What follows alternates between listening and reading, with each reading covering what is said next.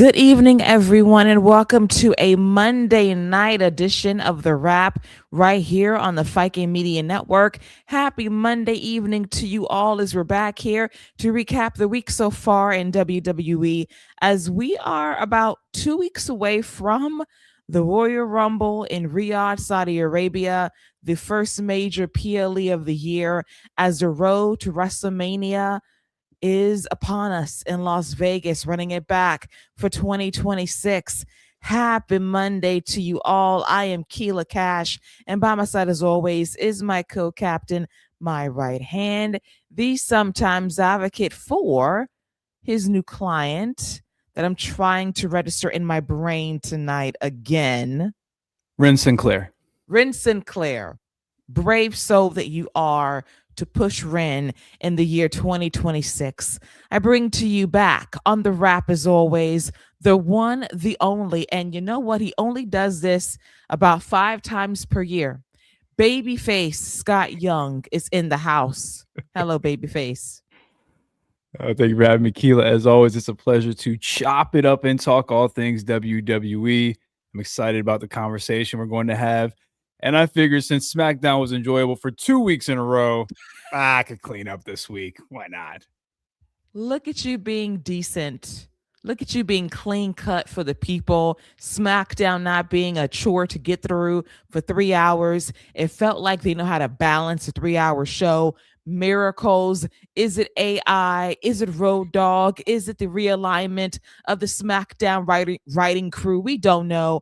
But SmackDown for 2 weeks in a row hasn't been bad at all. Yeah, that's what happens when you influx some new talent into it. You let a little melanation live and do what they're supposed to do. And yeah, I mean, we'll see how long this lasts. But for 2 weeks, I will eat my words and say that I've definitely enjoyed SmackDown.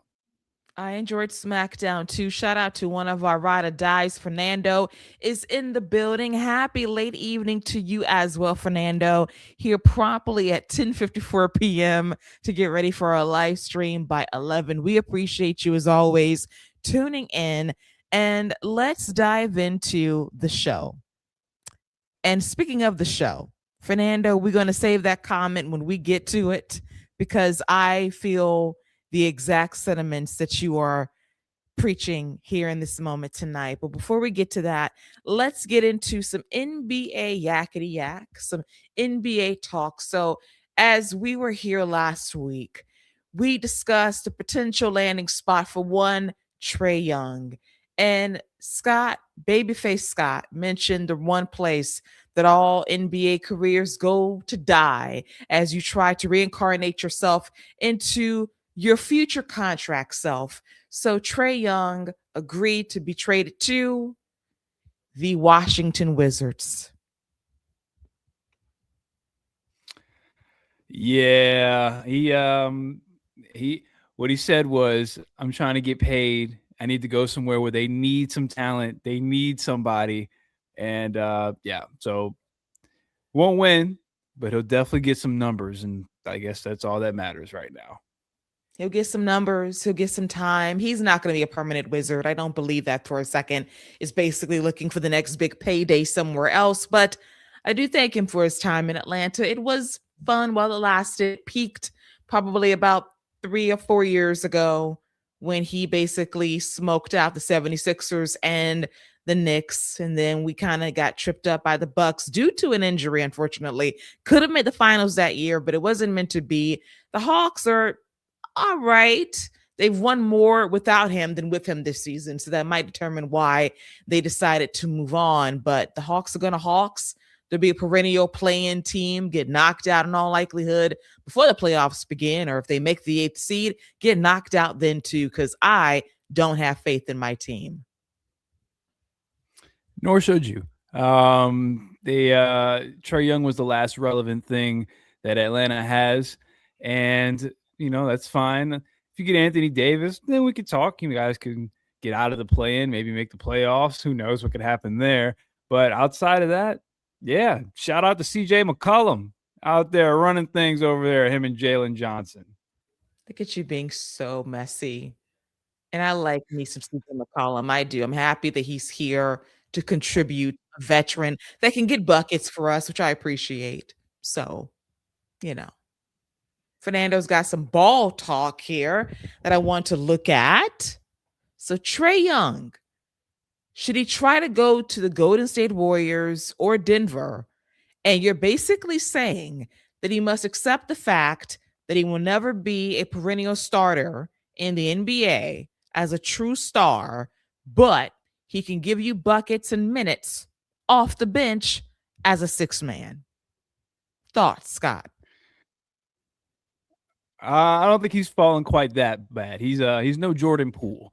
So, but I will say, I think he could go to a team like Houston, who has a lot of length, a lot of size, and behind him, where his defensive inefficiencies and his small stature can kind of be made up for. I mean, Thompson, Steven Adams, Şengün, a lot of size, even Kevin Durant, a lot of 7-footers back there.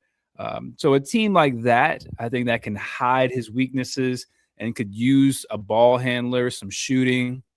I mean, their best ball handler is Reed Shepherd, and he's not really going to be diming anybody up. At least Trae Young can get the ball across, can pull up, and can set people up consistently. So for me, I think a team like Houston is somewhere that could use a guy like that who could really run an offense and get guys like Şengün and Kevin Durant better offensive quality shots while still hiding him defensively.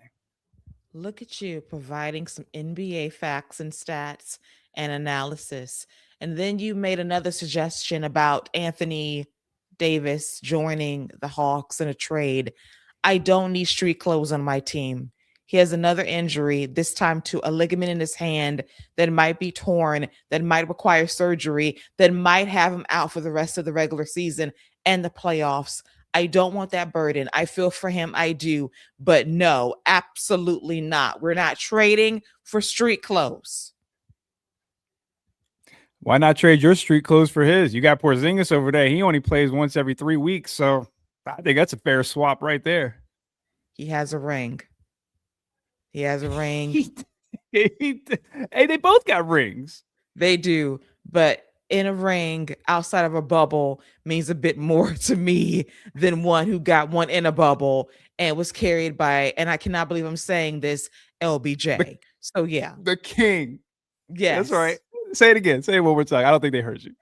No, because see, you treat LeBron like the Miz, and I can only praise him once a year. So my limitations are he won a ring in the bubble thanks to LBJ, the king. And that's all I'm going to say.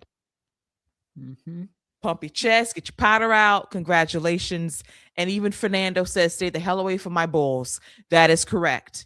Do not have him on your team. He will be street clothes on the bench. I'll take him back at the Lakers. Send them back our way. I'll gladly take him. Listen, the bubble champion he is. So you take him. Listen, the bubble wrap for the bubble wrap champion. Okay.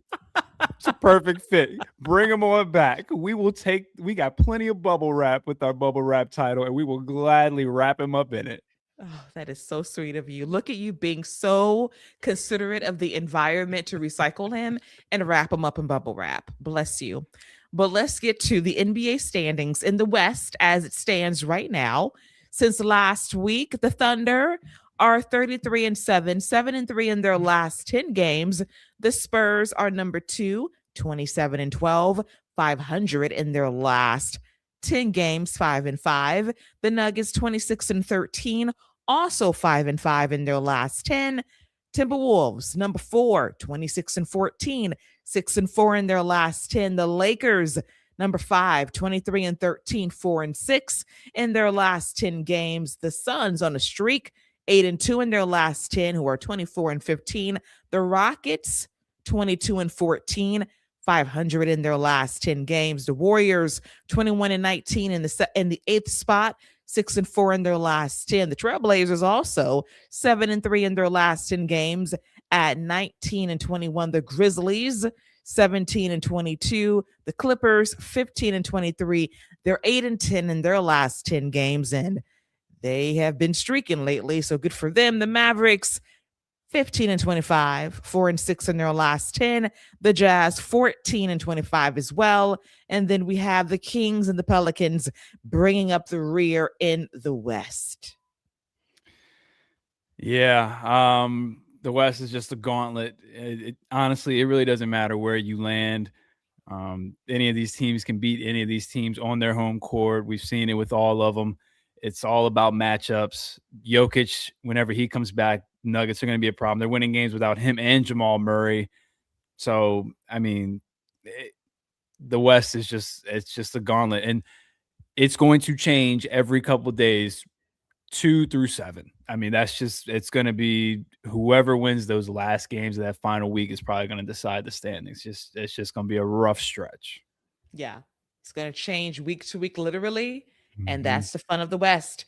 Meanwhile, in the East, the Pistons still at the top, 28-10, 6-4 in their last 10. The Knicks, 500 in their last 10 games, 5-5, and they're 25-14. Number 3, the Celtics, who are 24-15, 6-4 in their last 10. The Raptors, number 4, 24-17, 6-4 in their last 10. The 76ers, 22-16, 6-4 in their last 10 games. The Magic, number 6, 22-18, 5-5 in their last 10 games. The Cavaliers, 22-19, also batting 500 in their last 10 games. The Heat, number 8, 20-19, 5-5. The Hawks, number 9, 20-21, 5-5.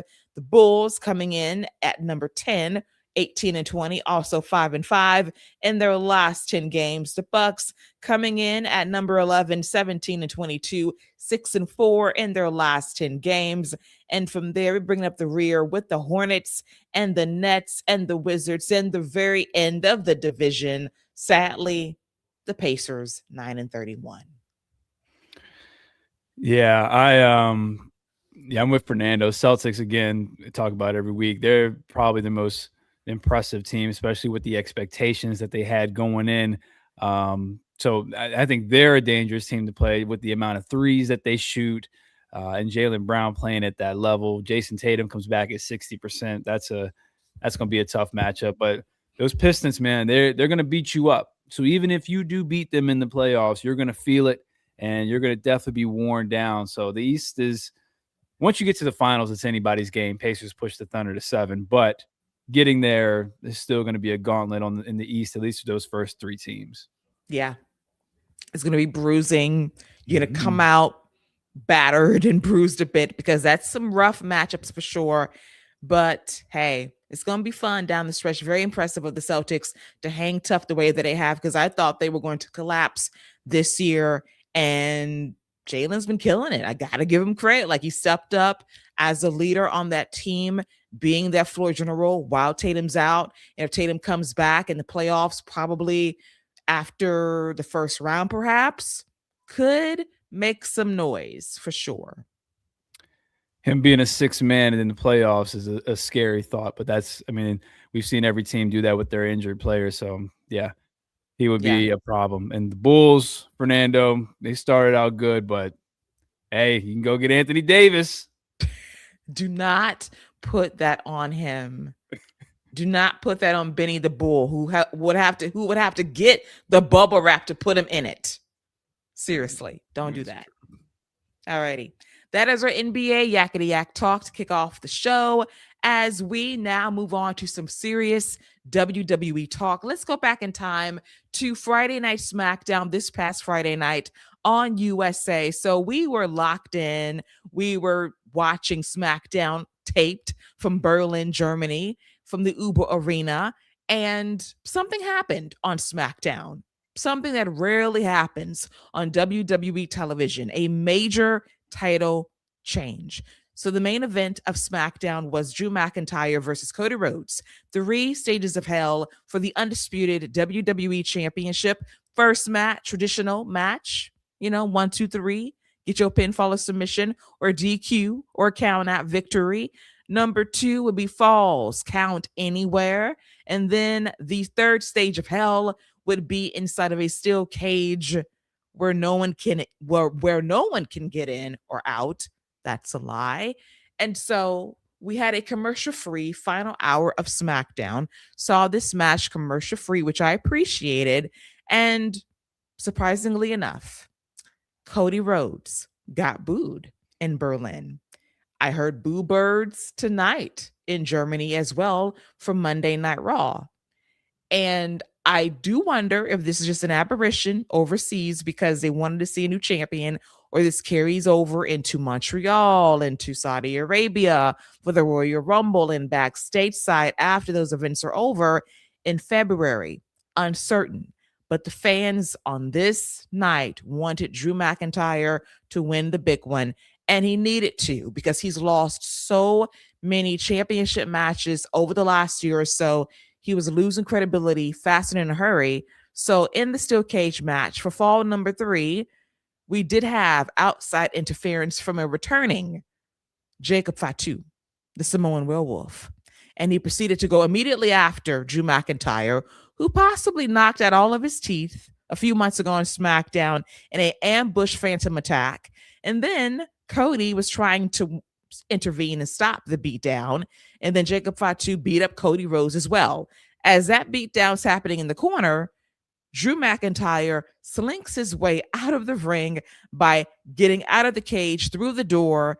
Both feet hit set floor, and he is now our new WWE champion. A title change happening on SmackDown. Cody dropping the belt for the second time in a year. Yeah, big moment for Drew. Again, SmackDown trying to make itself relevant in this land of PLEs and Monday Night Raw on Netflix. So an attempt to make sure you keep talking about our 3-hour show. And they did a good job of building this matchup outside of the cleanly horrible home invasion skit. This has been built up pretty well. And the match, I thought, delivered on all cylinders. You got a lot of high spot moments, the dive through the table, the top rope or the top of the cage, Cody cutter. Cody will never find a cage he doesn't love to jump off of. But we got the right finish. And when you really think about what happened in this match, this is a great opportunity for WWE now to not only elevate Drew, which they've done by giving him this title in this manner, but now we have Jacob Fatu in the main event scene. And now we have Cody Rhodes without the title, who is still a top guy, who is still a main event guy. And whether it is boo birds or whether he's getting cheered out the building, he's going to get a top level reaction.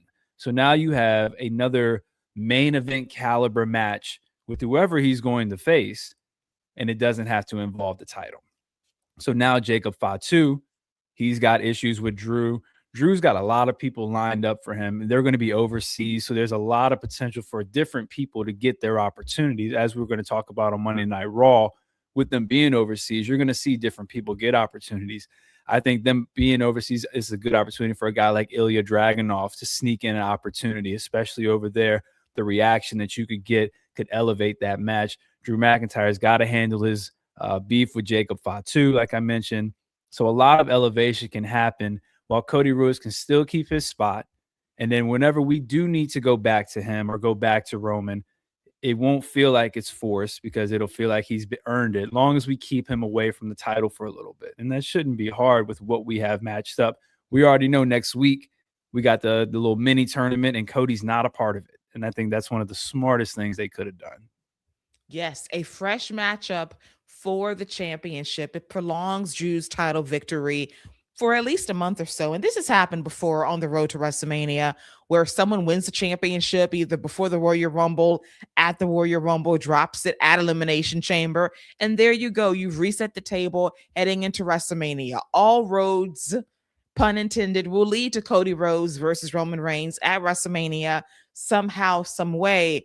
But in the meantime, Cody gets a rest, thankfully, and Drew gets to at least enjoy the fruits of being a champion for a while. Because we have to remember, Drew McIntyre won that championship almost 6 years ago at WrestleMania in an empty arena, in an empty performance center with no one there. And then his second championship reign was a couple of years ago at WrestleMania, and he was champion for a grand total of 5 minutes. So this is the longest that Drew McIntyre has held a championship in front of humans in 6 years. Yeah, and it's well deserved. He's been, for me personally, outside of probably Kevin Owens, he's been probably their most important utility player as far as being able to plug and play, stay relevant, and you can put him in the main event. And you mentioned something important. We've seen this before with people losing the title on the road to WrestleMania. CM Punk lost the title on the road to WrestleMania. Undertaker lost the title on the road to WrestleMania Elimination Chamber to Chris Jericho, which set up Jericho and Edge. And then we got HBK and Undertaker. Let's not forget the infamous Eddie Guerrero beating Voldemort with Goldberg coming back. So this has happened before and has given us great matchups. That led to Eddie Guerrero versus Kurt Angle. So we've gotten great stuff out of this, and I don't see this being any different. And if it does lead back to Cody Roman 3, so be it. I don't personally think it does. I think we get another main event level match with Cody without the title, and we still have Drew McIntyre as that main event guy. I still think he keeps the title through WrestleMania. At least that's what I'm hoping. I'm hoping the plan is for him versus Sammy. Like I think if you're going to do it, now is the time to do it. This would be the year to do it if you're going to do that.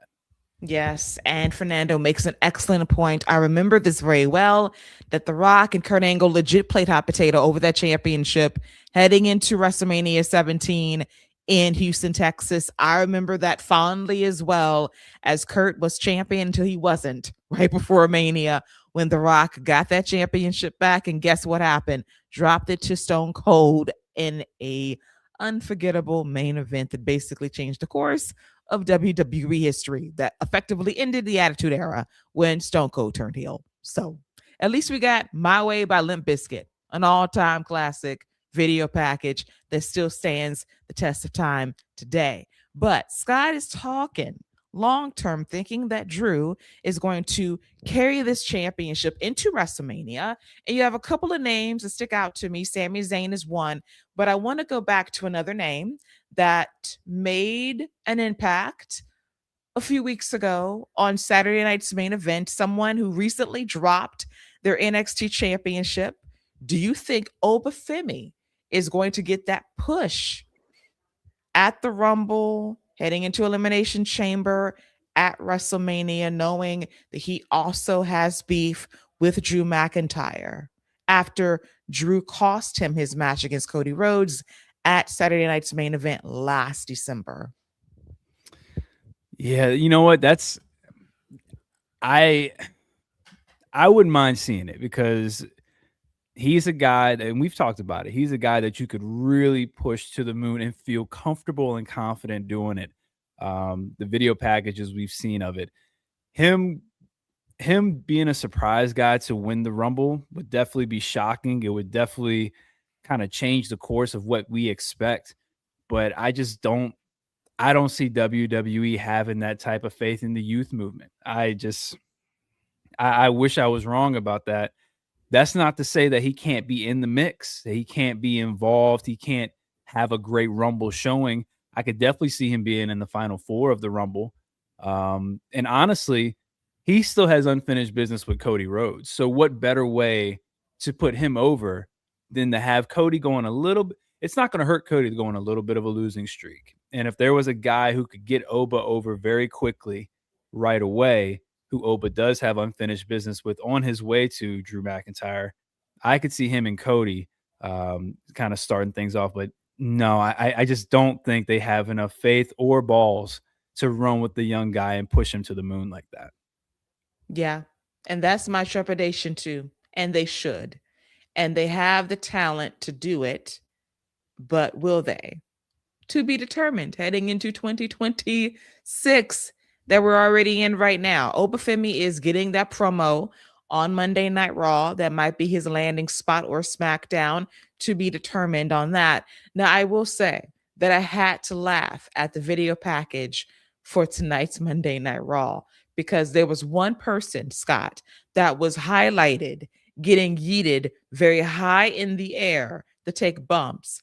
And I said, I hope that Wesley is getting a residual check for that, because they deliberately showed that man getting tossed, aired out, tossed, dumped repeatedly. Yeah, I doubt Baby Drewski's getting any residuals for that, but maybe they'll send him to AMC for the TNA debut. So who knows? But I doubt he's getting any residuals for that. But I did enjoy his last skit on YouTube. Yeah, listen, good for him being back in Impact Wrestling. He'll probably be on the AMC debut, as will AJ Styles, which is big news there. Leon Slater will not, because WWE says, you know what? We need Leon in the UK for this tour. So they are already flexing and saying, listen, enjoy your time while you have him. He won't be with you for long.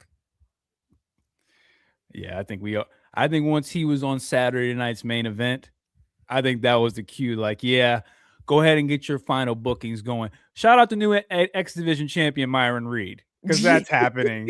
What's up, Cortez? Hello, Cortez. Welcome in.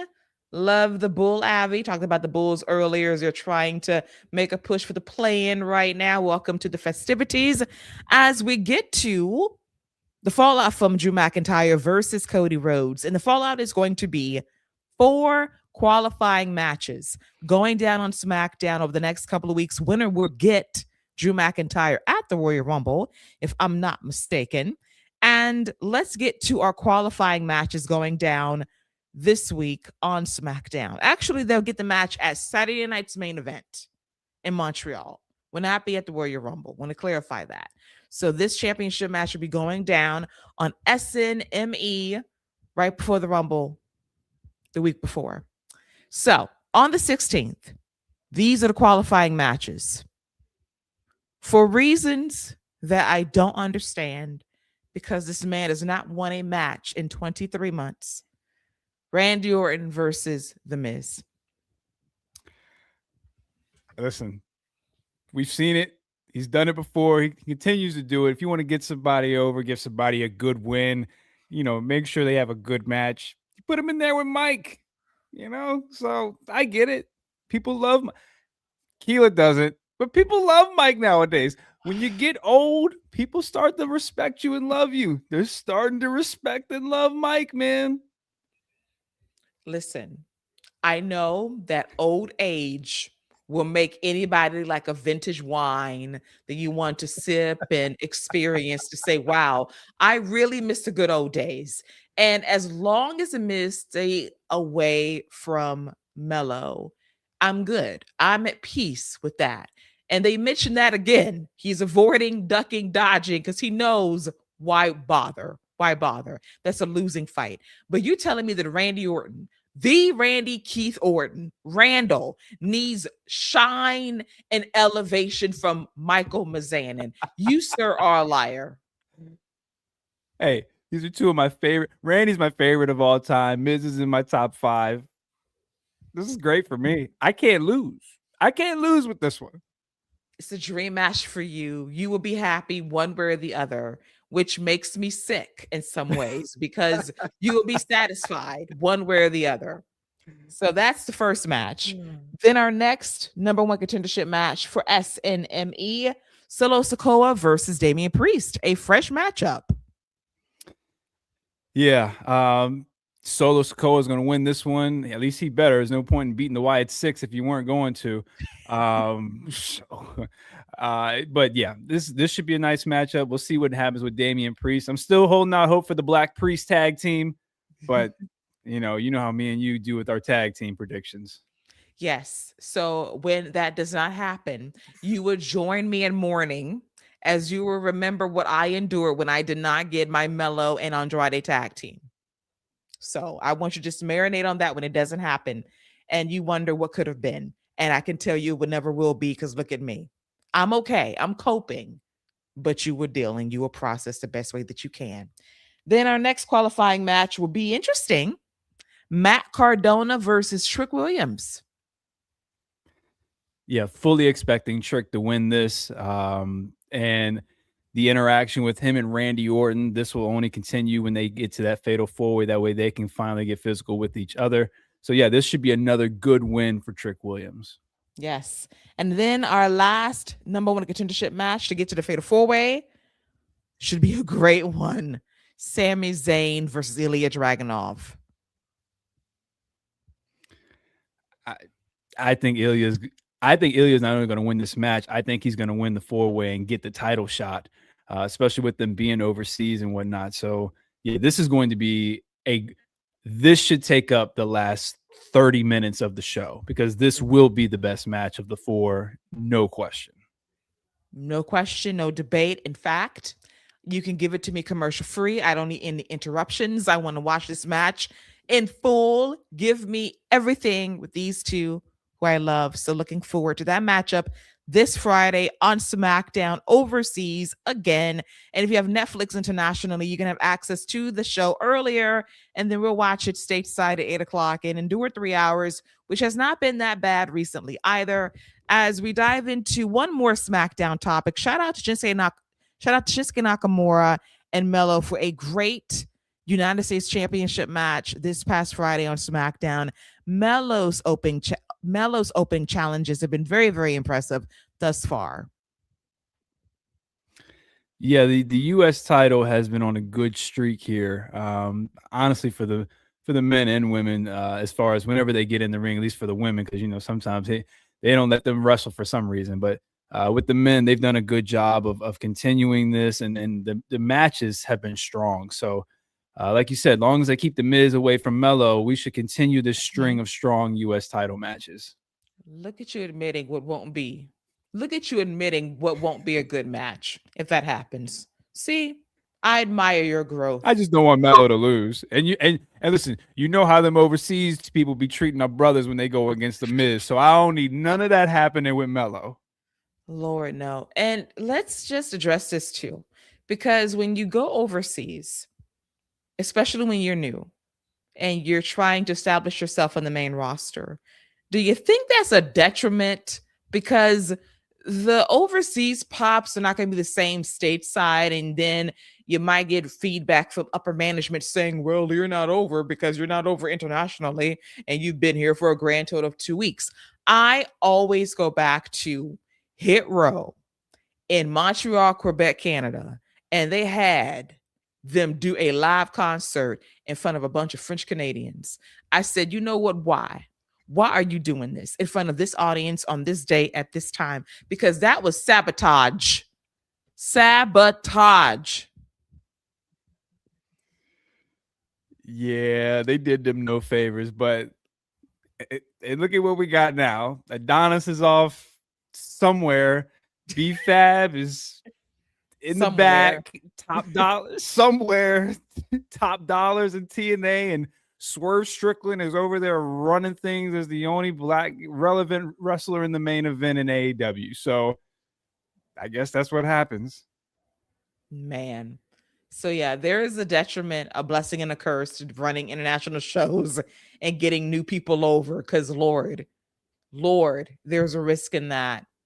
It is. So we shall see how this plays out with newer talents. It's Jordynne Grace who comes out there on SmackDown to Little Reaction, and now she's beefing with Jade Cargill. But on the plus side, Jordynne Grace is on SmackDown, and that means I'm one step closer to my dream match of Bianca Belair and Jordynne Grace sometime in 2026.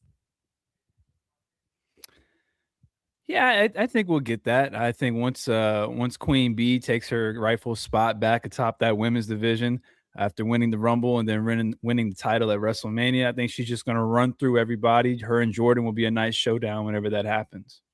Yes, and Fernando makes a fantastic point that Saudi is very disrespectful to the women.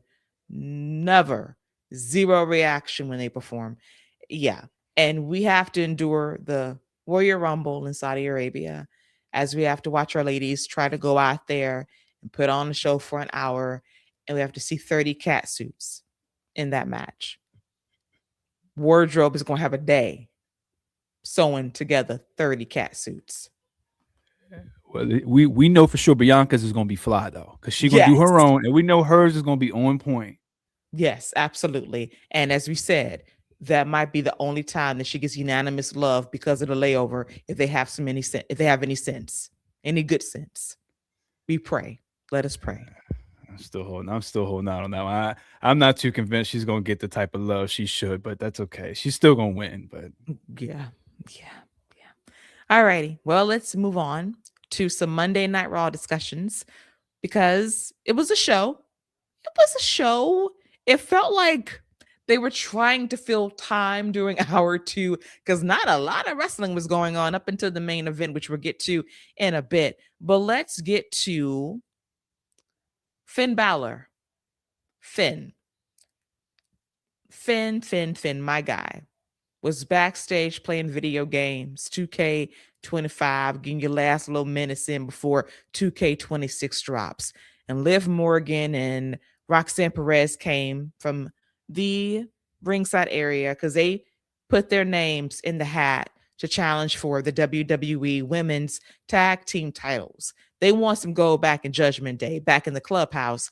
And Liv says, we've done what we needed to do. What about you? You talking about how you want to carry the team and crew on your back. What are you doing? Playing video games. Step up. Do something. So Finn Balor decided to do something by coming out to challenge CM Punk for a shot at the World Heavyweight Championship. Punk was game to do it tonight in Germany. And Finn says, no, actually, I want to do it closer to my homeland, my home country, Belfast, Ireland, next Monday on Raw.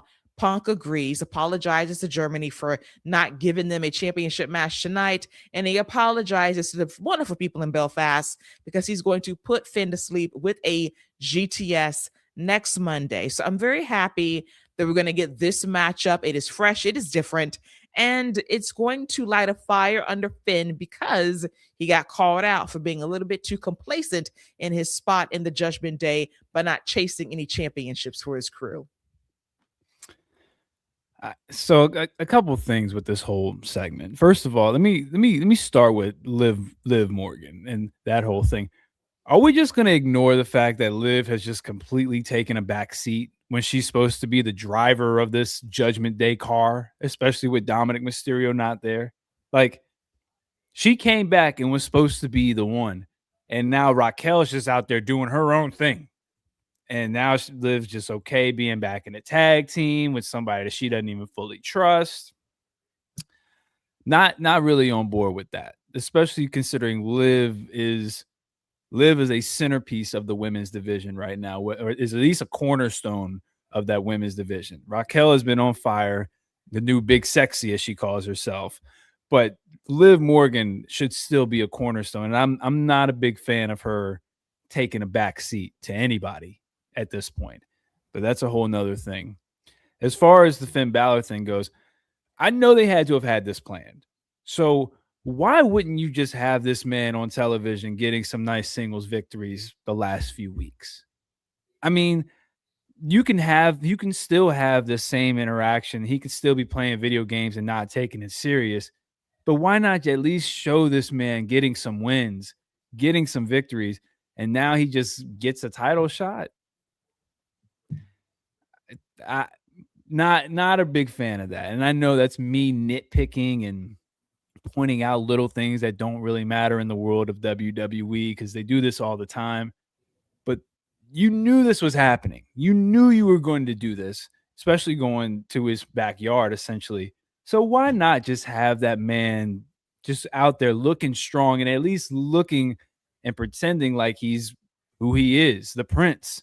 Like, I don't know. Like you said, the match will be good next week. Their crowd reaction will be strong. I just would have appreciated a few more victories on his end.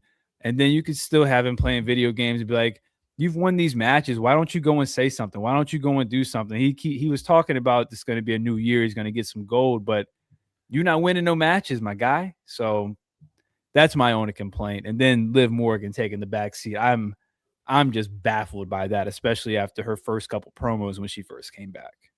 Yeah, I want to touch on both of those items right now. First, Liv, because I agree. Because when she came back, we saw the looks, the tension between her and Roxanne and Raquel and Finn by extension too. In the last couple of weeks, we got none of that. And we got Raquel attacking Stephanie Vaquer multiple times. And then we don't have Liv running up on Raquel like, what's up? Where you been?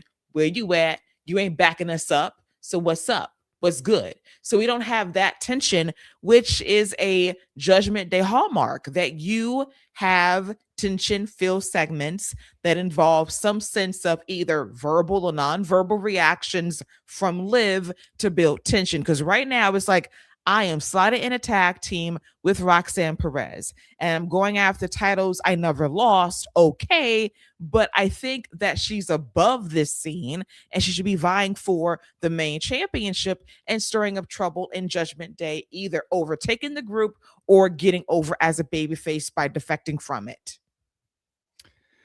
Yeah, and even and the thing about it is, like I was fully expecting Liv to come back and eventually win the women's title. Like Raquel versus Rhea, Io, Asuka, any of those women just doesn't move me. You know, it's a fine placeholder, but that doesn't move me. Liv Morgan having that title and Rhea coming back, because whenever they eventually do lose those tag titles, that moves me.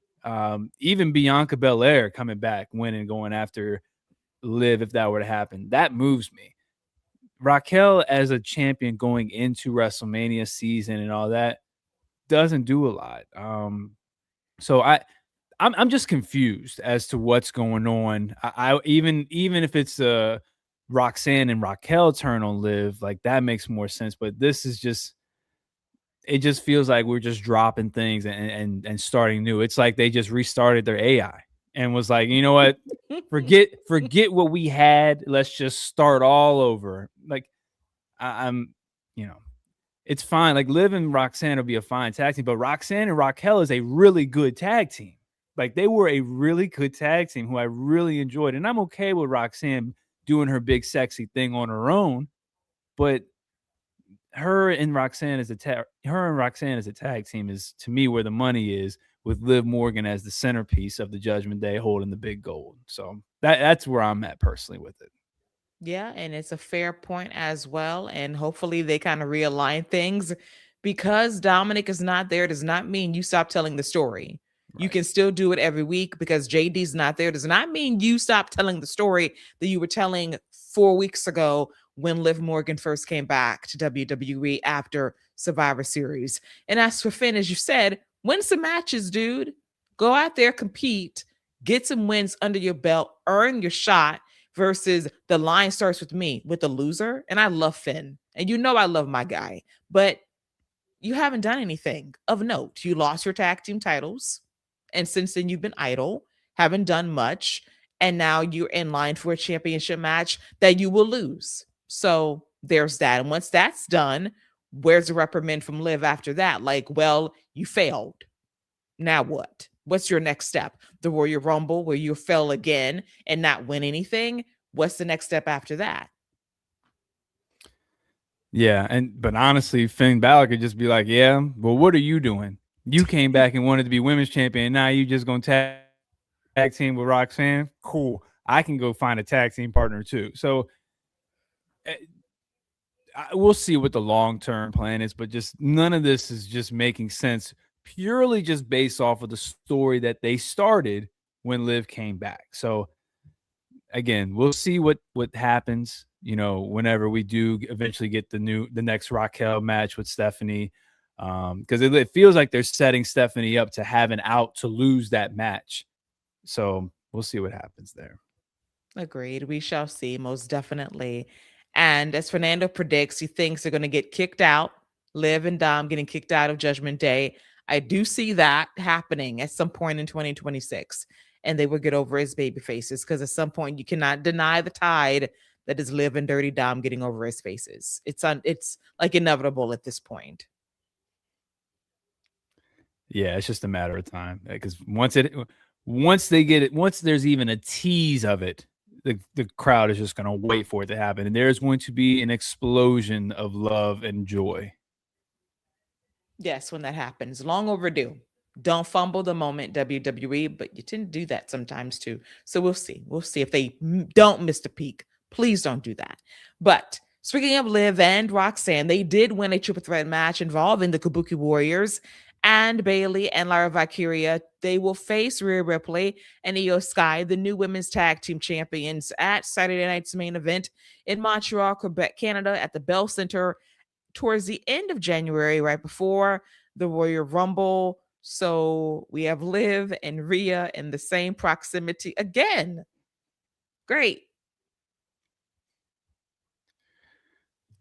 Match should be good. At least they'll have a good match, and they just better not lose their first title defense.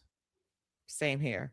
This should be a good match. They better not lose. If they do lose, I will side eye a lot of things.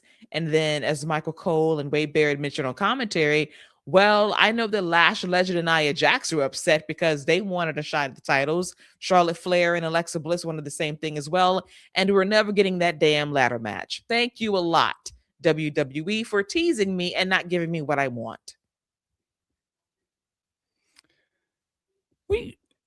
You know what? You better be careful what you ask for, because what we're going to end up getting is, and they did this once before, we're going to end up getting an elimination chamber with like 5 other teams. It's going to be, because they've done a tag team elimination chamber before, and that's what they're going to end up doing. It's going to be 20 women in there, and it's just going to be absolute chaos. Instead of just giving us this ladder match at the Royal Rumble or something, they're going to put them all in the chamber.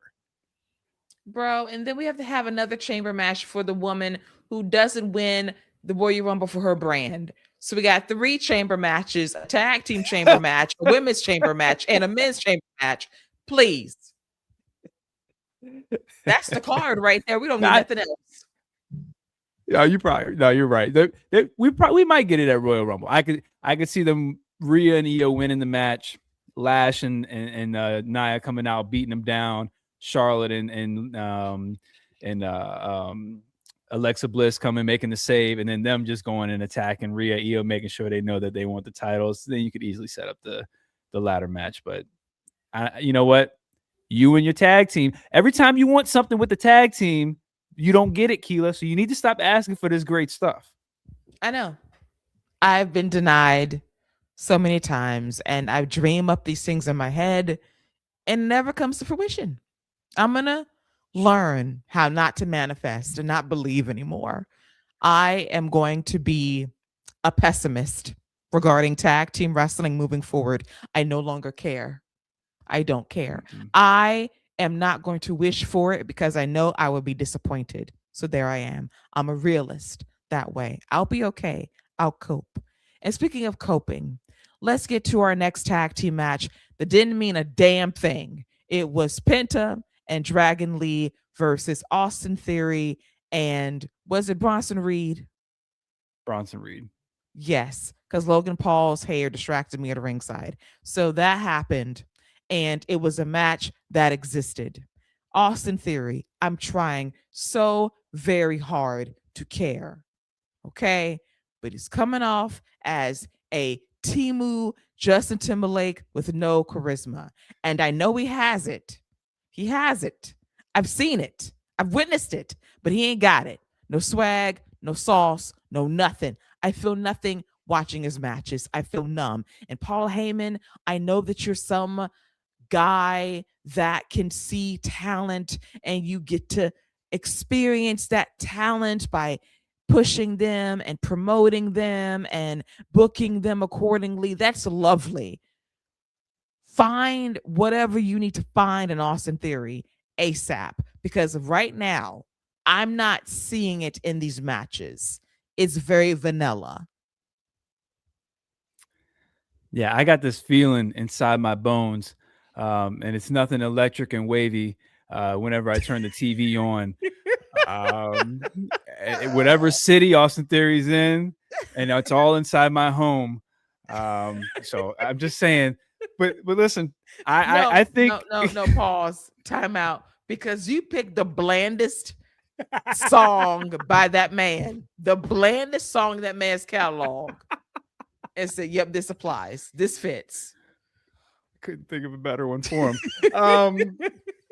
Listen, I thoroughly enjoy Austin Theory. I think he's a really good wrestler, and he has they just completely made him generic wrestler number one that you start with your creator wrestler in your My Career on WWE 2K. That's essentially what they've turned him into. He's got cool moves. He just has black trunks, short buzz cut hair, no shirt. That is genuinely who you start your My Career with. So I don't know what they got going on. The only thing that could save this whole thing is if he is just a mole for Seth Rollins and he is going to implode this group whenever he decides to come back. That is the only thing that is going to save this for Austin Theory. But this whole thing was just set up for Braun Breaker to come out and wreck shop and have one of the greatest moments in WWE Raw history. Yes, he did. And listen, Fernando, listen at the facts you spit. And I want to go back in time, okay? I want to realign the Austin Theory timeline dating back to 2022. One Money in the Bank was a dumbass and cashed in on the United States Championship and lost. Then he came out on a Monday Night Raw right after Triple H took over as head of creative, and Roman Reigns says, "Daddy's gone. I'm your daddy now because Redacted has left the building. Your push is gone."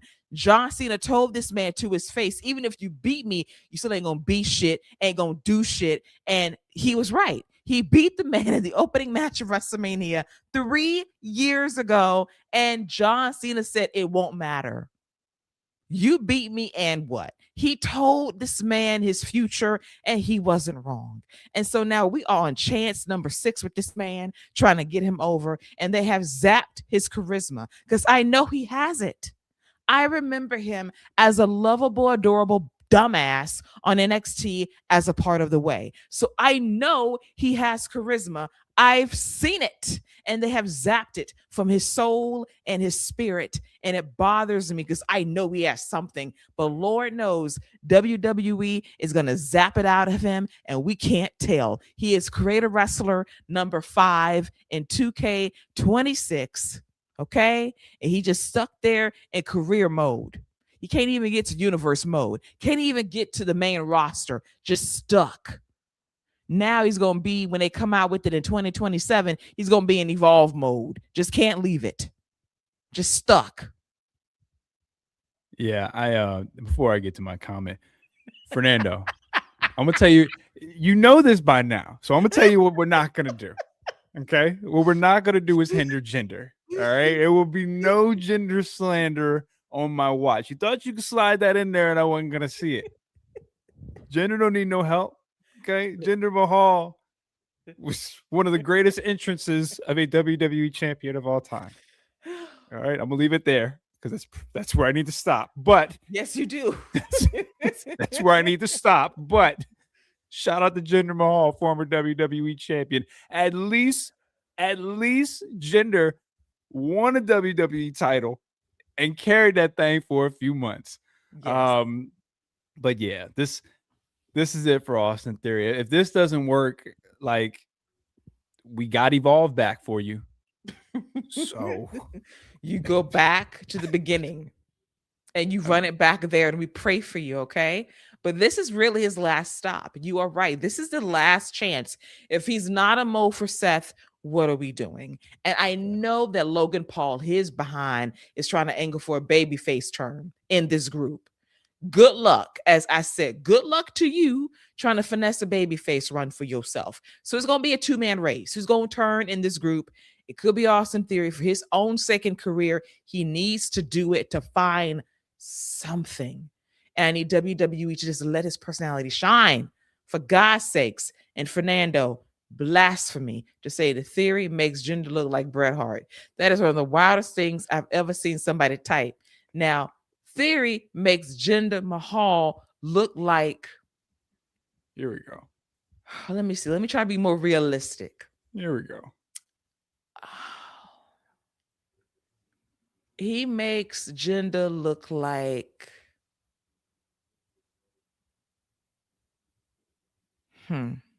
Theory got that Jack Swagger energy where, like, even after he won Money in the Bank and he won the title and he came out and was all serious and tried to be like a Wish version of Chris Jericho, trying to talk all slow and all serious and stuff. and that didn't work. And then they brought him back, and he won the Elimination Chamber, and then he went to WrestleMania, and he still lost, and then that didn't work. And then he had to have Cesaro revive his career as a tag team with We the People. That's the energy that I get from Austin Theory right now. Ooh, boy, that's rough. So let me try to pluck a wrestler other than Bret Hart. That's a legend. So I think that he makes Jinder look like Luthez.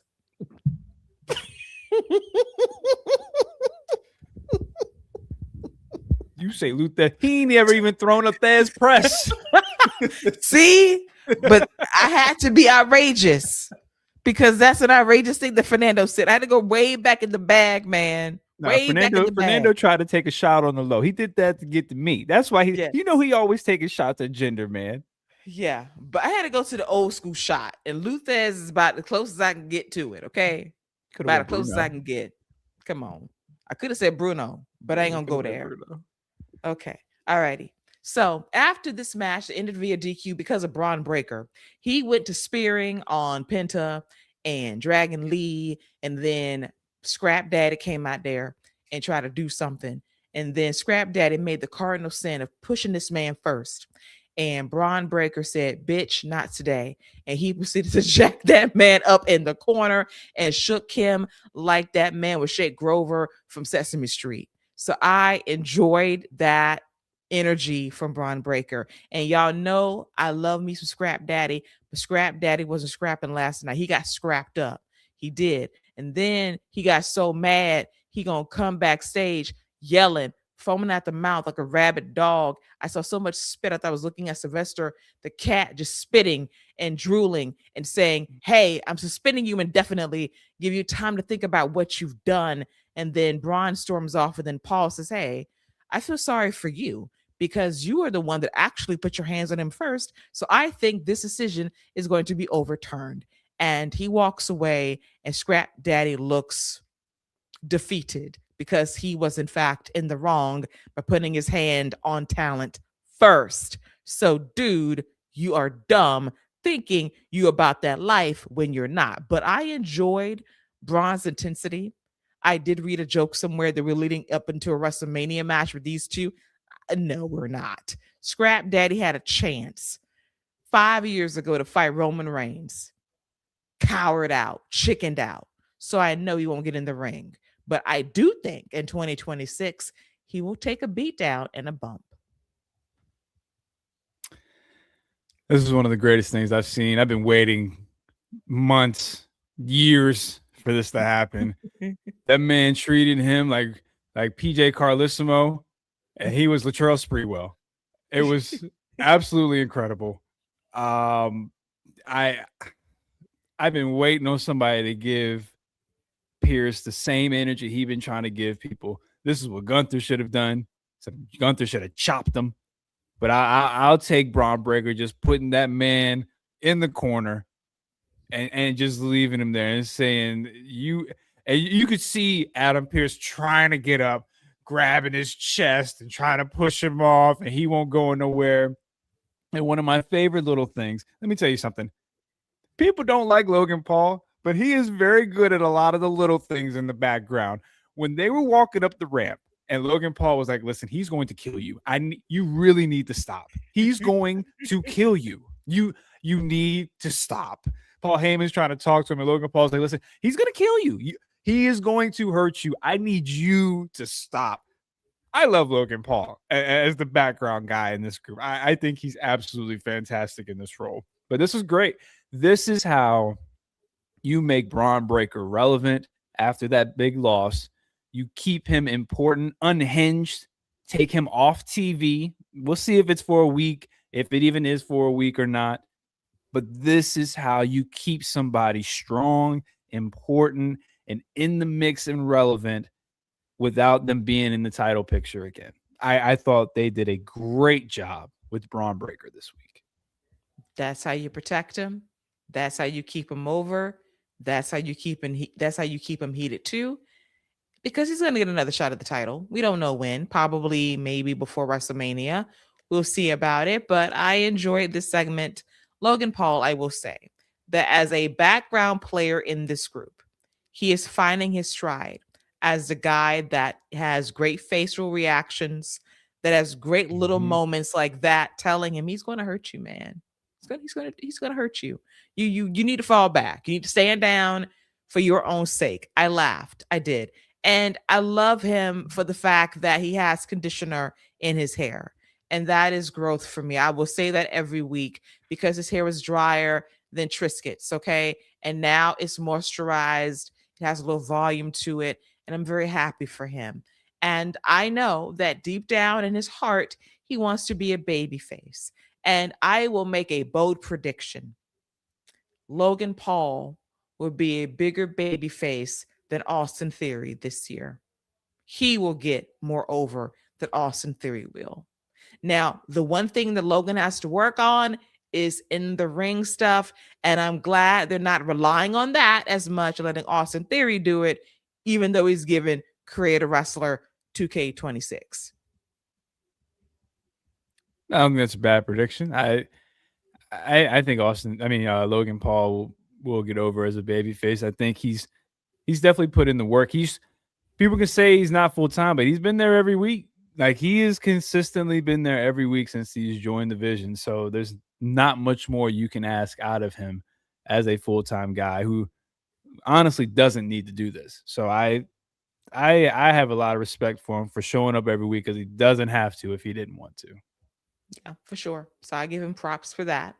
And you know how hard that is for me to do that. But we are, it's very difficult for me. It's a love-hate relationship. Like, I see his potential. I see who he can be if he just gets over the other stuff, if you know what I mean. But I digress on all of that. So that was a very good segment. Shout out to Bond Breaker. Sorry, Scrap Daddy. I can't defend you here. It's indefensible. As we get to our main event of the evening, it was Gunther versus AJ Styles. First time ever one-on-one. And I thought this was a very good main event.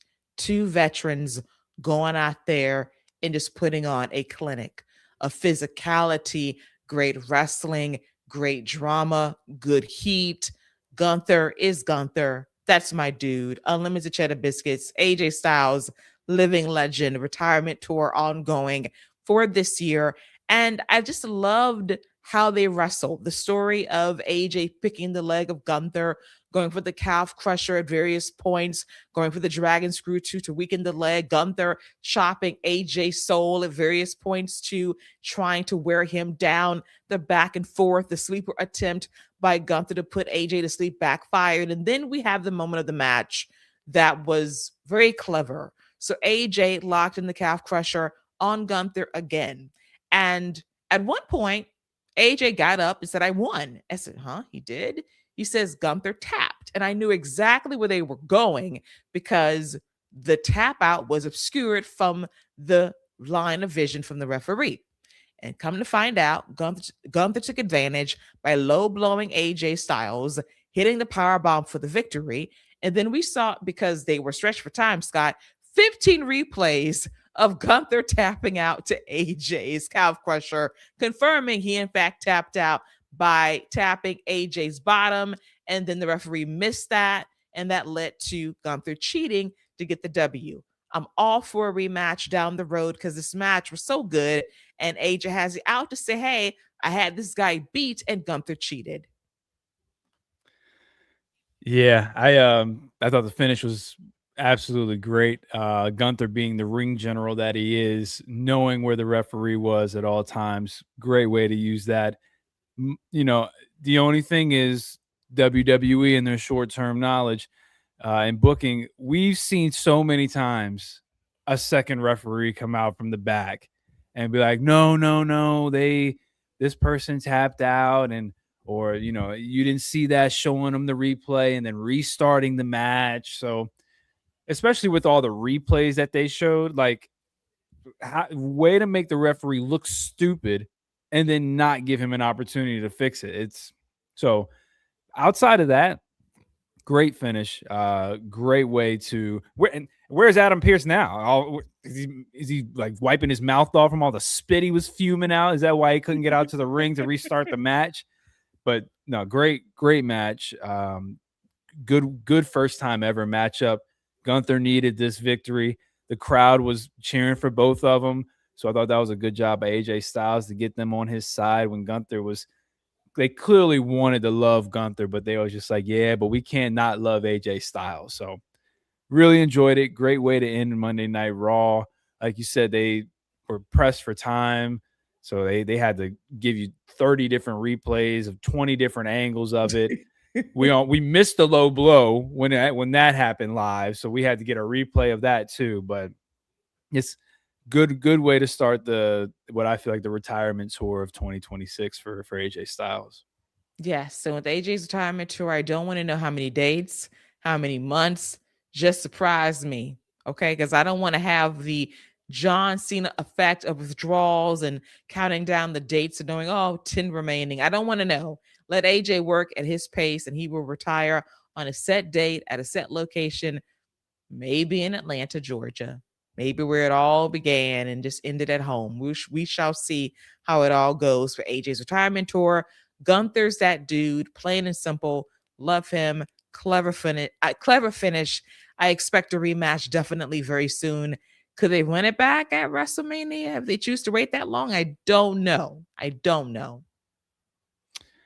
Yeah, and I'm with you, Fernando. I think Gunther is going to become the new hitman of WWE. When it's time to take somebody out the pasture, that's who they're going to call. Me personally, when we get closer to the end, I'd like to see them do with AJ Styles like they did with Ric Flair, where he said, the next match that I lose is going to be my last. Mm-hmm. And you have AJ run through everybody, win some close matches, go through some top guys, maybe even have Gunther be champion if you want.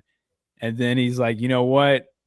There's one guy who I still haven't beat that I need to get that win back from, and that can be how you get to Gunther. But AJ is the type of guy where you could absolutely have him do a Ric Flair-esque type retirement run towards the end of the year, where he's like, the next match I lose is going to be my last, and I'm going to make sure I win as many matches as I can. So I'm with you, Fernando. Gunther is definitely the hitman of WWE right now. For sure. That dude, plain and simple. And I love this prediction too. Gunther will be beating Redacted at WrestleMania. That would please me greatly if that happened. Yeah, I'm with you. Like I think that'd be. We don't have to like the guy, but that will be a great match. Like when he wants to wrestle him and put his boots on, he can have a great match. We saw him have a really good match with Omos at WrestleMania. There's no doubt in my mind he could have a banger with Gunther. Yes, and he will experience things like his soul being chopped to high heaven, and he will get hit very, very hard. And if you think you're going to hit Gunther back, think again, because he will knock you out. You think about shoot wrestling, Gunther would shoot, put you in the ground. Yeah, I'm taking Brock in a shoot between them Really? two. Really? Yeah. I'm taking the former UFC heavyweight champion between those. Like if it came down to that. Did you see what he did to Braun Strowman when Braun accidentally kneed that man? Gave him a quick 2-piece. Like, yo, boy, you gotta slow down. That was actually hysterical when he did give the 2-piece and said, "Calm your ass down. What's wrong with you?" Quick 2-piece. Quick 2-piece. I mean, quick. But with Gunther, his 2-piece is going to be a chop to your soul, to your spirit. The man might cry when he's done with him. That the first real chop when Gunther lands it, Brock is probably going to sit there and let out that little smile that he has. Be like, "Oh wow, okay." I got it. I got it now. Because Gunther's going to lay that bad boy in. I know that for sure. With everything he's got, that sword on his chest going to fly off. Just fly clean off. It's just man, going to have to get his tattoo redone. Yes, redesign it, because it's just going to leave him. It's going to disappear. Yeah, see right through his skin. Seriously. So looking forward to that when it happens. But let's briefly get to NXT, okay? Briefly, okay? Because NXT New Year's Evil was an evil show. Oh my gosh. It was a show of evil, nonsensical happenings. that involved Thea Hale getting jumped by Blake Monroe. So let me get this straight, Scott. Blake Monroe was so traumatized, so devastated that she lost in a shoot match, by the way, in shoot fashion, that she waited for weeks to get her W back. And you know what she did? She let her emotions get the best of her, said, F this rematch. I don't want the belt tonight. Got herself thrown out of the building, threw herself out of the building, and she did not have her title shot.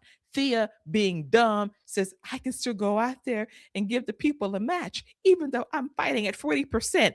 40% health. She out there talking about, oh, I don't want to let you guys down. And I know I didn't win the match fair and square the first time around. And I want to make sure I'm a fighting champion for you guys. Had an open challenge, and everybody ran out there, including Tatum with a chainsaw. That didn't matter because it Izzy Dame kind of out there, and she just lost a match to Tatum like 30 minutes earlier. And then Izzy beats Thea to become the new women's North American champion.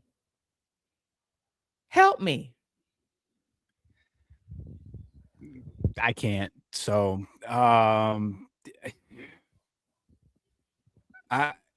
first of all, you won the match fair and square. So I don't know what she's all upset about. Like, and then you had, what was the point of having Izzy lose the match earlier? Just have her win the match. It's not going to hurt Tatum. She'll be fine. It would actually build it up more to have her lose again. And now she has something that she can take from Izzy to make her win feel even more important. I mean,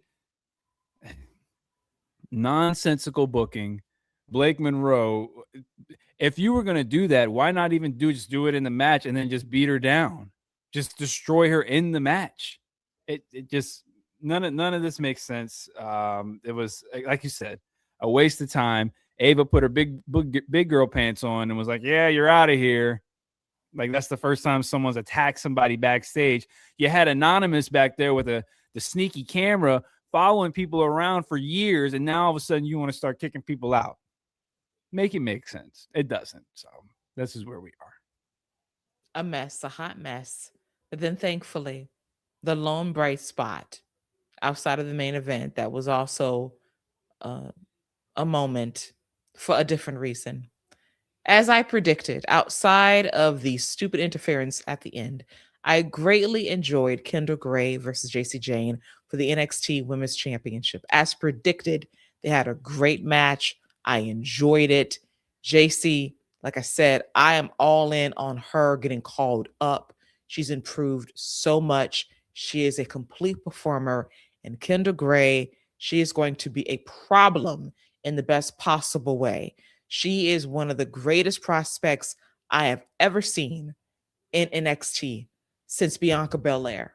From the ground up, as someone that has this natural gift as a wrestler, who has done multiple sports, by the way, but it's just the way that she carries herself and how she's so good right now. It's not even about practicing choreography. It's like she's not remembering anything. She's flowing with the match, and it's great. She lost, but I was okay with that because I believe that JC is going to eventually get that call up to the main roster. And I guarantee you, Kendall will be a champion, that champion, before the end of the summer. Yeah, I think that's a good call. And when that happens, I'm looking forward to my new protege, Ren Sinclair, turning on her and finally getting her own singles push. But yeah, I mean, she is ahead of where Jada, Lola, and all of them are right now, in my opinion. I think Lola's there. I think she has a bit more charisma. I think she has a better connection with the audience. But in ring, I think she's lapped them both. Like, and I think that's a testament to her. Like you said, Bianca Belair, as far as raw prospect coming in with no wrestling background.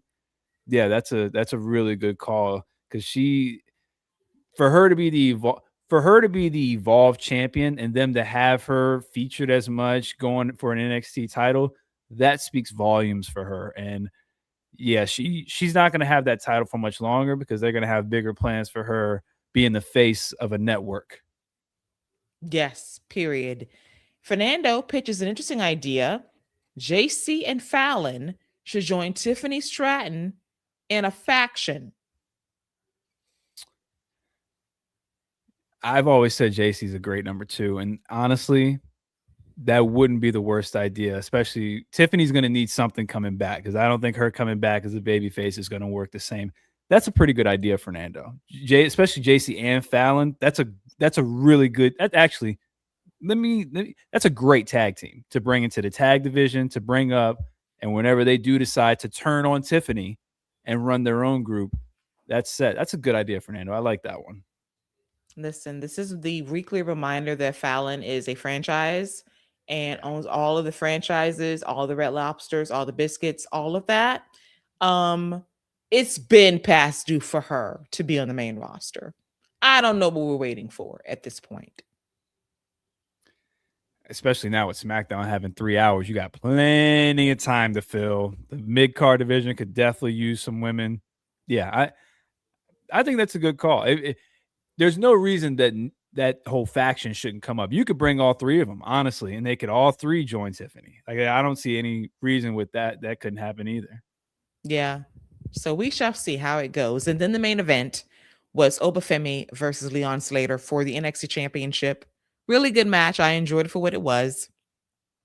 Oba wins. And then Ava, our dear GM Ava, is backstage with all of the Evolve recruits saying, listen, NXT is going through some hard times right now. We're going through a time of transition when we're losing everyone. So guys, it's all hands on deck, and I'm promoting somebody, damn it. And then Robert Stone comes in the room. Ava, fuck this. Did you see what's going on at ringside? Did you see what Oba just did? Turn your TV on, check the monitor, watch your product. And then we cut to the ring, and the NXT Championship belt is in the ring because Oba says, I'm out. I am relinquishing my title. I'm not losing to nobody. I'm out. Peace, deuces. Ava doesn't have a champion. And everybody from Evolve was like, what about me? Am I hired? Am I moving up? What am I going to do? Hysterical ending as Lady B comes through with GM Ava was probably too busy planning her Golden Globes outfit that she wore last night for her father, who left with nothing except a gift bag and a dream. To be fair, he left with the same thing that Michael B. Jordan left with. So listen, ain't doing too bad. Hey, Scott, Michael B. Jordan's about to experience the Denzel treatment from 1993 with Malcolm X. He's getting hosed. Yeah, like first it was Timothy, now it's Narcos guy. Like Narcos guy. Like, come on, man. Like, this dude played 2 characters and y'all had given him no. Don't even get me started on that tirade because and you could tell it in his face. My man is getting sick. Yes, he's getting sick and tired of this. Is giving Denzel, who was denied as Malcolm X, that should have went to him, and not Al Pacino for Sin of a Woman, please. But it's giving that, and then in 30 years, Scott, when Michael is 58, he will win something for being a corrupt officer in a movie. He'll get it then. He was a bad guy in this one. I know, but he has to be like a corrupt officer to get it. What he needs to do is have a white protagonist for his antagonist. That's what he needs. That's what's separating it. Because the white guy was the bad guy, so they're like, "Oh, we definitely can't give him to him for that one." This is absolutely ridiculous. He better win the Oscar. Okay, that's the only thing left for him is the Oscar. So he's got to win that. Ava's the worst GM in the game. She just got that title back from Adam Pearce. Yep, I'm with you, Lady B. You're right, Eddie Murphy, but that was Eddie Murphy's fault for doing Norbit. Okay, so that was on him. It was on him. Like he fumbled a whole opportunity to win the Oscar. And when he came out with Norbit, like Eddie, all you had to do was wait until after the Oscars to drop Norbit. And you could have flexed with your Oscar and put that movie out and say, here, damn, are y'all happy? And then he failed. And then he left the Oscars when Alan Arkin won, said, deuces, I'm out. Michael B. Jordan is going to peace out right before Best Picture. Like, F this, I'm going home. And they had the nerve to give Sinners not Best Picture, No. but greatest box office achievement. That's like what you give the Transformers movies, a Kong versus Godzilla or something. Are you kidding me? That's the what you disrespect the that Avengers they're giving movie. Coogler. Yeah, the Avengers. Okay. But you know what?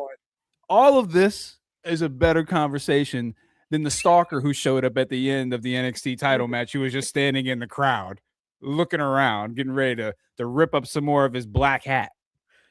Tony D'Angelo, my boo, my booski. What are we doing?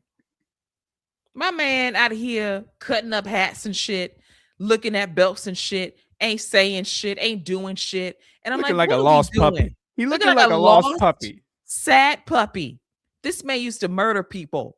He put 2 bodies in the water. Took dimes outside one day, never saw dimes again, killed off Pretty Deadly, and this man over here sulking over a fucking belt. Get out of here, man. Listen, we still haven't found any parts of nickels or pennies. Okay, Pretty Deadly is just pretty now because Deadly's on the shelf. Like this is crazy. And you know what? You're right, Fernando. The Rock didn't win. He's not gonna get nominated for an Oscar, so he's definitely coming back. There's your Cody match right there. The Rock says, let's expedite this. I don't want to go to Saudi. Let's do this year in Vegas. I can get my body in WrestleMania shape in about 3 months. I'm good. And then, Fernando, you're also right. The Golden Globes cannot see color. To be fair, Tanya Taylor did win Best Supporting Actress. She did. Or was it Best Actress? Best Supporting Actress. Best Supporting Actress, yeah. So at least we can see the women. So I'll give them, at least they can see the women. But the men, nah, we nominated you. Aren't you happy you there? You got a bag. Aren't you happy you there? Come on. Man, I'm scared for the SAG Awards. I'm scared for the Oscars. I'm scared. Like, are y'all going to right the wrongs of sinners getting dissed at these award shows? For a ping pong movie. Not having it, man. Come on, man. And then Lady B comes through again. If Dewey doesn't win anything for this Martin Scorsese movie he's doing next, he'll be back ASAP. Yes, because this could be, outside of the Smashing Machine, this could be his opus, his magnum opus as an actor. And if this does not work, if this falls flat and fails, and I think he's going to be like some kind of health guru too. So 2 opportunities. He's in this Scorsese A24 bag right now. If none of these land, he will be back in WWE fighting Cody, fighting Roman at back-to-back WrestleManias. And then he'll get inducted into the Hall of Fame because he says, I've had enough of this. I've had enough. Yeah, the Cody, he's definitely fighting Roman Reigns at next year's WrestleMania in Saudi Arabia. That's definitely if it's not Stone Cold, it's Roman Reigns. One of those 2 is definitely happening. Listen, I tell you what he needs to do. I don't know if Stone Cold's still going to do it, but man, you denied me a Broken Skull session for 15 years, Dwayne. You denied me a sit-down interview with Stone Cold for 15 years. That would be a pretty cool Broken Skull session. I would be seated for that one. Yes, I would. Just been denying us all of this. Makes me very sad. And as we said, all of this discussion is far better than anything NXT produced on Tuesday night and anything they will produce this month. I bet you. Awards discussion season was way better than whatever NXT was. A dumpster fire of a show. Shawn Michaels needs to resign as Booker. Yeah, but it's not all like Shawn's just like, listen, man, you know what? Y'all gonna screw me. watch what I do to your TV. He's super petty. So that man was like, yo, yeah, this is what you gonna do? You taking all of them? Watch this. Izzy Dame, you get 10 to 15-minute matches. Watch this. God, this show has fallen off so much. It saddens me deeply. It does. So that was NXT. It wasn't much to write home about. It sucked. And we'll see what tonight brings as Ava must make the heart wrenching decision about what to do with the NXT championship, as she'll probably do a battle royal and crown the champion on a random ass Tuesday night in America. There's only one guy who could realistically win it, be believable, and people care about, and that's Ricky Saints. So they better keep that title melanated, man, because I don't see nobody else who can run with it. Either him or Ethan Page. Nah, see, I'm okay. You know what? Give him everything. Yes. If you're gonna keep that man stuck down there in purgatory, then give that man everything. I'm with you. Give him the NXT title. I'm 100% with that. Yes, and as always, if there's a local Red Lobster, which I'm sure there is, you can give him that and the franchise as well, and the bisques and the Borals, all of that. He deserves everything. You and this bisque, man. You always bringing up the bisque. Hey, nobody man, want the bisque. They just want the biscuits. Nah, man, the bisque. Listen, Bruv Man has come in here and revamped Red Lobster, and you get a bisque, and it's hitting. So get that man a bisque and a biscuit. No doubt. Okay. Chelsea too. Bring her along for the party too. Yes, absolutely. So I'm all for that. So that was NXT, a trash ass show brought to you by Ava, who has nothing to write home about, not even a Golden Globe for her daddy. But let's get to, well, just saying, went there for nothing. Completely unnecessary shot right there. We already done dragged that man through the mud. You took that we dragged him through the bisque, and you took that last shot at him. Oh, Fernando, I enjoy the bisque very much. Thank you, Fernando. Thank you. Touché. Come through. Put some respect on the bisque. Okay. There we go. All righty. So before we go, for real, let's do something we haven't done on this show since going back live. And that is being very serious for a moment, to quote Lance Storm. And that is for Scott to go into his bag. And that is to pick his match of the week across the land of Raw, SmackDown, NXT, main event, Evolve. My match of the week is the Buffalo Bills versus Jacksonville Jaguars. So that's my match of the week. Shout out to Tony Khan. Now you can focus all your attention back on Dynamite and Collision and try to beat NXT in the ratings. But if you just want a WWE match, I'll take the 3 stages of hell. Probably it's easily the best one I've personally ever seen. So there you go. I knew you was going to line up a shot. I knew you were. And I just want to make a couple of observations before we go. Number one, the Jags are going to jag. Duval did not Duval yesterday. Number two, the Jacksonville Jaguars are the Atlanta Falcons of the AFC South. They will fumble all the time. Now, my team is trying to fix problems, okay? And I feel as if we are on the brink of a renaissance in terms of front office personnel, head coach. Got to get the quarterback situation sorted. We got to get it sorted. But I have faith. We're going to fix this in a very winnable division for next year. Karma is what's coming for y'all, because y'all got a nasty owner who has some nasty tendencies. It's just on some nasty time. Okay, will smile in your face and literally have the knife right behind you as he's giving you a hug. Like, that's a nasty man right there. Listen, Arthur Blank has been far too nice for far too long. And it was about time he found some gangster in him to stab that man in the back the way that he did. Gave that man a hug and said, listen, great season. Love the 4-game winning streak. You're fired. That was gangster, because normally we would prolong this for another year, Scott. We needed to end it. We needed to end it. Okay? Oh, you did. You went out with a bang. I'll tell you that. Yes, it needed to be done, which tells me we are serious, because normally we would just ride the mediocrity for another year. And then Fernando, I'm also happy for your Bears, who are my sentimental faves to make the Super Bowl. They beat the Packers, gritted that cheese. I loved it. Caleb is a real deal.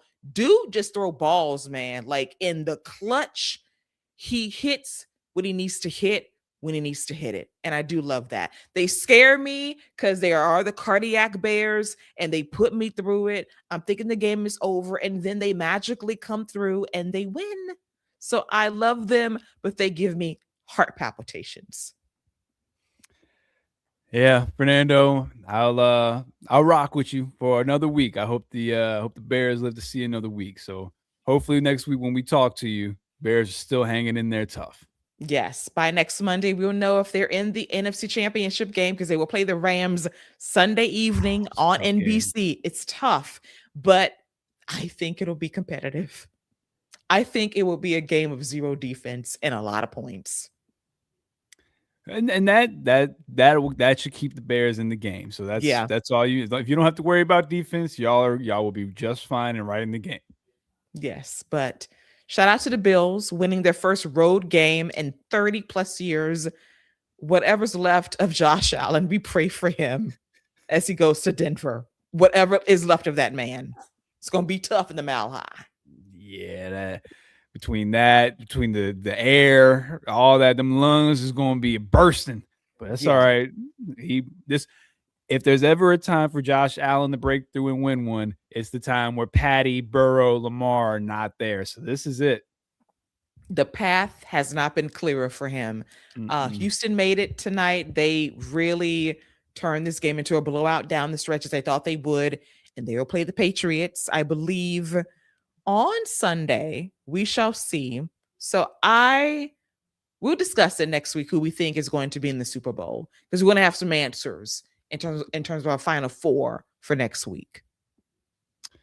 Yeah, and Lady B, let me tell you, if Haley does have that baby, Josh ain't missing the game. I'm gonna go ahead and tell you. I'm gonna go ahead and tell you that right now. Josh not missing that game. He will fly to see the baby and then fly right back on a private jet. He is not missing that game if they keep winning. I'm gonna tell you that right now. Okay, that baby's gonna be FaceTimed like, "Hey, baby. Hey, babies. Yeah. Hey, how y'all doing?" Because you're right. Haley looked very pregnant. She did. She's been hiding that beautiful, bump for a minute. But she looked very pregnant. Yes, that bump has been concealed for a very long time. She was giving Rihanna, like, I'm behind this bump for a good 6 months, and like, surprise, here it is. So we're gonna see. Very exciting times to be a football fan. And Fernando saying the Bears will make the Super Bowl. I would love it. I would love to see it. We shall see. But that is a wrap for all things WWE, the NBA, the NFL, and we have someone else here coming in at the end. Russell Realm, hello. I'm an English guy who just watched this year, who just watched NFL this year. So he's a newbie fan. And I want Broncos versus Bears. I'm new here. Hi, welcome in. Hello, welcome in. Coming into the tail end of the episode, we appreciate you. And if this happens, Bears Broncos, I'm excited. That's a fresh matchup. You know what? I'm here for that. We shall see if you're right in a couple of weeks. Yeah, and I saw you just liked and subbed. So, hey, come back next week. We'll be here on Monday, 10:45, 11 o'clock, right around that time. Listen, and if we're not here, Fernando will be here holding it down till we get here. I can tell you that. Shout out to Fernando, always holding us down. But yeah, welcome, Wrestle Realm. We welcome you. Welcome in. And as always, we love newbies coming in for the party. I know it's very early where you are. It has to be like 7 a.m. in the UK. So at least be bright and early for next Monday, like bright and early 6 a.m. time frame. We got you. So We love it. Fernando, be a welcoming committee. He's always in the chat live and early for the action. So thank you for rolling through. We appreciate it. And we will be back next Monday night. It will be another Monday Night Raw is taped from Belfast, Ireland. We'll be back around 10:45. So it's 5:35 where you are right now. You are very brave to be up at this hour. We appreciate you. We appreciate you. We really do. We really do. And we'll be back to cover all things Monday Night Raw. Thank you, Russell Realm and Fernando and Lady B and Cortez coming through earlier as well. Thank you for coming through and joining in on the show. As always, you can listen to us via podcast form on the Fight Game Media Network, via Spotify, Apple Podcasts. So if you listen to your podcast, you get the audio version, live version on YouTube every Monday around 10:45 p.m., 11 p.m. Eastern right here on YouTube. Last words, Scott, before we bid everyone adieu for tonight. No, thank you, Keila, for having me. As always, it's a pleasure to chop it up and talk all things WWE. I appreciate everyone coming in the chat. I look forward to next week. And should be another good week of WWE. We'll see if SmackDown can make it 3 for 3 on 3 good shows with 3 hours to work with. Yes, and me staying conscious for all of it, which is a miracle.